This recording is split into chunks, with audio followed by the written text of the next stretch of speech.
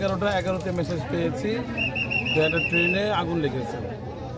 সেখানে মেসেজ পাওয়ার পর আমরা তো তাৎক্ষণিক এখানকার যে নিকটবর্তী ফায়ার স্টেশন শ্রীপুর ফায়ার স্টেশনকে আমরা মোবিলাইজ করি। শ্রীপুর থেকে 2টা ইউনিট, প্রথম কল পানিবাহী গাড়ি এবং সেকেন্ড কল যেটা পাম্প সহ টানা গাড়ি, পিক আপ গাড়ি, ইন্সপেক্টর বেলারের নেতৃত্বে আমরা এখানে মোবিলাইজ করি। তারা এখানে পৌঁছায় 11:27 পৌঁছানো হয়। এসে আগুন দেখতে পায়, আমরা তাৎক্ষণিক দ্রুত ব্যবস্থা নিয়ে 11:50 মধ্যে আগুনটাকে নিয়ন্ত্রণ করতে সক্ষম হই।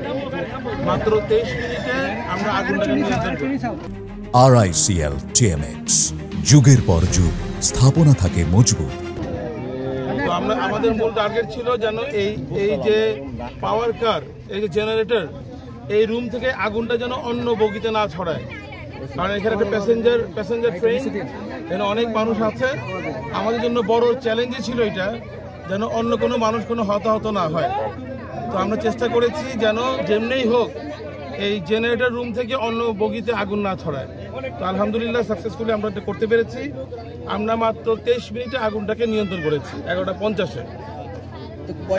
এবং সর্বশেষ এটা ওভারহিট ছিল, অনেক ওভারহিট ছিল। তো অনেকক্ষণ পানি মেরে আমরা 12:30-এ আগুনটাকে সম্পূর্ণরূপে নির্বাপন করেছি। এখন এখানে সেফ, কোনো সমস্যা নেই। কোনো হতাহতের খবর পেয়েছেন কিনা? আমরা সার্চ করেছি, আমাদের জানা মতে কোনো তথ্য পর্যন্ত আমরা পাই নাই।